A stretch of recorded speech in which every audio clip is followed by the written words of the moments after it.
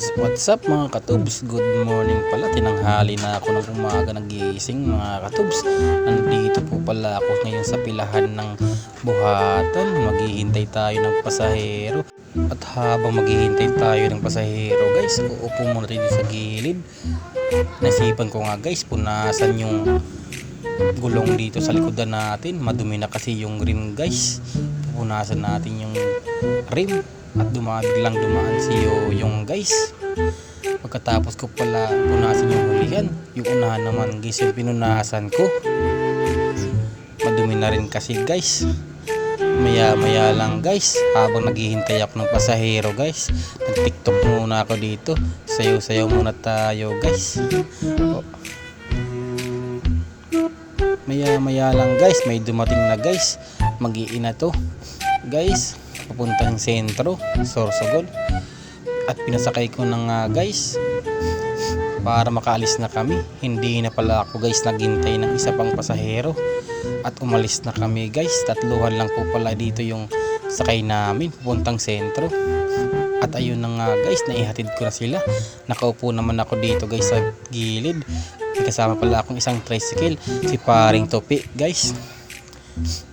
Naghihintay din ng pasahero.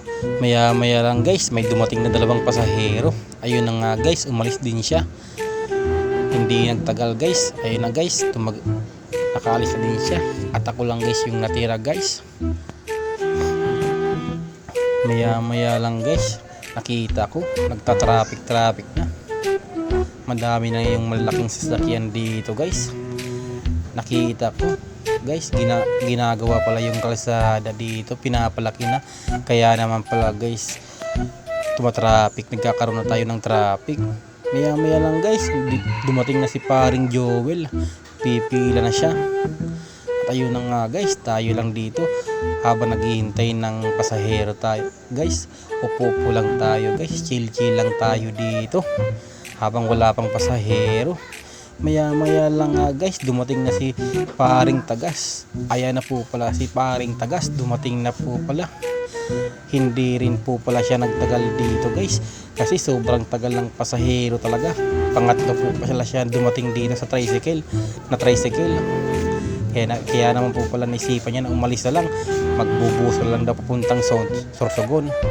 Sa daan na lang daw siya kukuha ng pasahero. At ayun na nga guys, umalis na siya. At biglang dumating nga dito pasahero na babae guys. Nagpapabarya ng 500 daw yung pera niya. Maya maya lang guys, dumating na yung babae nagpabarya guys. At bago ko pala siya ihatid, dumaan muna ako sa bahay ni manager. Binigay ko yung boundary guys sa mga anak niya. At nandyan po pala yung asawa niya.